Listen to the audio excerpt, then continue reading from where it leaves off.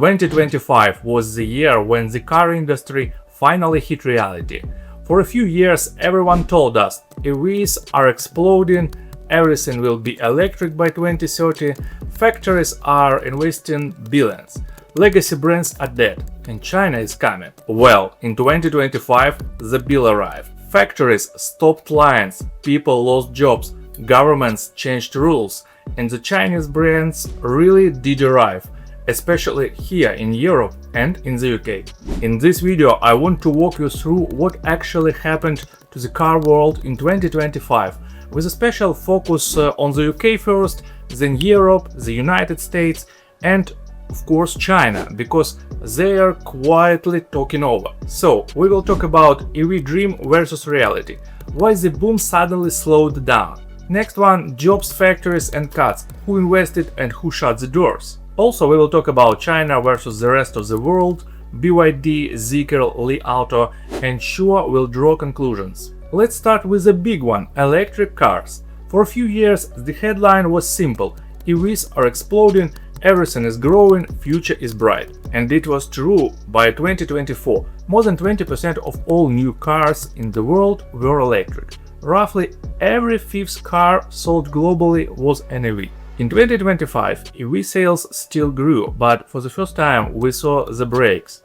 Europe, lots of new EV models, but the total share of pure electric cars actually slipped a bit compared to the previous year, even though there are now around 290 battery electric models on sale. Why? Governments cut subsidies, charging infrastructure is still not great, and people are more careful with money when interest rates are high. And now, how does this look from the UK? In Britain, EVs kept growing, but not so fast as someone wanted. The government already committed to a zero-emission vehicle mandate, basically a rule that says, by 2025, around 28% of all new cars a brand sells here must be zero emission. And if you miss that target, it's a £50,000 fine per car over the limit. Sounds scary, right?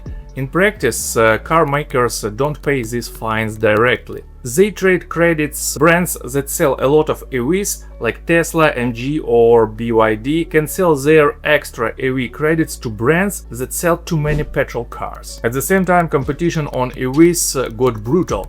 Chinese brands like MG and BYD pushed prices down. European brands had to discount their EVs hard to move the stock. As a result, in the UK, EV production actually jumped about 10% in late 2025, partly because manufacturers were clearing old stock with big discounts and fighting Chinese competition. So, EVs are not dead, but the easy growth phase is over. Now it's a fight: price, subsidies, and who can survive without burning billions. Sounds helpful? Give this video a like and hit subscribe. It really supports the channel. And now chapter 2, when the music stops, factories, jobs and cuts. So, United States. Detroit gets a cold shower in the United States. 2025 was a wake-up call. American brands went all in on electric and then realized the customers are not moving as fast as the PowerPoints promised. General Motors cut about 1,200 jobs at the flagship factory Zero EV plant in Detroit and move it to a simple shift. Also, General Motors paused battery production for about 6 months at 2 Ultium battery plants and temporarily idled around 1,500 workers there. Official reason: demand for EVs is growing slower than expected. At the same time, GM is still making good profit overall, more than 10–13 billion a year.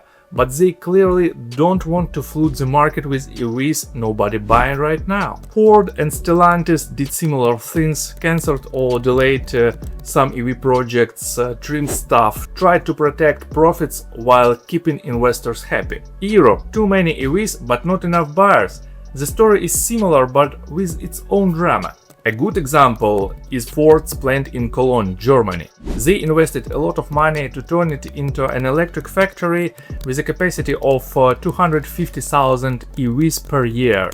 And then, in the first half of 2025, they sold fewer than 19,000, of new Explorer Capri electric crossovers. And that's almost an empty factory. As a result, Ford cut around 1,000 jobs there and dropped one shift. Volkswagen also got hit. In 2025, they repeatedly paused production of EVs at some plants in Germany because demand was weaker than planned. And by the end of the year 2024, Volkswagen agreed with unions on a painful plan, cut up to 35,000 jobs in Germany by 2030, mainly via early retirement, and reduce production capacity by roughly 700,000 cars. That's a huge signal. Europe is realizing it cannot keep all factories fully loaded in the EV era. Now, what about Britain? It had a very special surprise in 2025.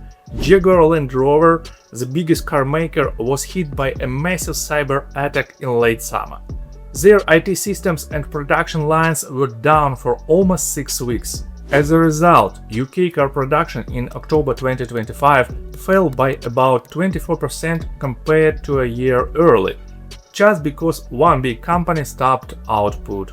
The government had to step in with £1.5 billion in loan guarantees to help GLA recover. So 2025 showed a new risk: not just chips, not just parts. Cybersecurity can stop your national car industry for a month and a half. And there were more UK-specific twists. BMW had previously promised to make electric minis in Oxford from 2026 with about £600 million of investment, and even agreed a grant with the UK government. In 2025, they quietly put this plan on hold and walk away from the grant, blaming uncertainty around EV demand and global trade rules. At the same time, Jaguar Land Rover confirmed a £4 billion battery gigafactory in the UK with heavy government support, and Nissan committed fresh investment in Sunderland for the next generation of electric crossovers.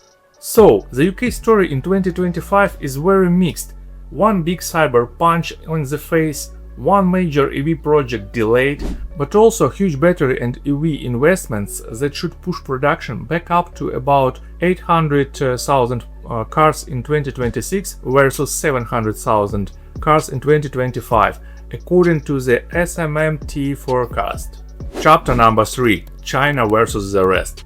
If 2025 had a main character, it was China. While Europe and the United States were recalculating spreadsheets and slowing down EV plans, Chinese brands just kept pushing. In Europe, registration of Chinese-built electric cars jumped by about 58% year-on-year in spring 2025, while EVs from everyone else like European, Japanese, Korean, American brands grew only about 26% in the same period. In April 2025, something symbolic happened. Chinese brand BYD actually sold more EVs in Europe in that month than Tesla. Roughly these digits 7,200 versus 7,100 registrations. And that's a big psychological shift. Tesla used to be the obvious EV king here. At the same time, the EU started an anti-dumping investigation and announced extra tariffs on Chinese EVs, between roughly 17% and almost 38% on the top of the standard 10% import duty. Everyone hoped this would slow China down. Spoiler, it didn't stop them. Chinese brands just started planning factories inside Europe, Hungary, Turkey, to dodge tariffs and get closer to the customers. In the UK, Chinese cars are no longer seen as a cheap Chinese experiments. By 2025, they have become completely normal, mainstream, I would say, cars. MG4, for example, became one of the most affordable EVs and climbed near the top of the UK sales charts. BYD launched models like Atto 3, Dolphin and Seal in Britain and started grabbing share, especially in fleets and leasing. You see MG4s everywhere, BYD Atto 3 in every car park, and even fleet companies are now buying them because of the price to value ratio. So, if you felt in 2025 that EV offers in the UK suddenly get more interesting and cheaper, you can thank China and the zero emission mandate credits. New Chinese premium like Zeekr and Li Auto it's not just cheap EVs anymore. Zeekr, part of Geely, the group that owns Volvo and Polestar, started selling premium models in Europe, including Germany, with prices from around 37,000 euros and plans to expand to Spain, Italy, France and the UK around 2025-2026. Li Auto kept dominating big family SUVs in China with its extended range hybrids and hit around 33,000 sales per month, with total deliveries close to 1.5 million cars since launch, and now started moving into pure EVs too. Add to that Xiaomi with its crazy SU7 and upcoming performance EVs, and you can see the pattern. China is not copying anymore, it's competing head-on with Tesla, BMW and Mercedes on tech, range and design.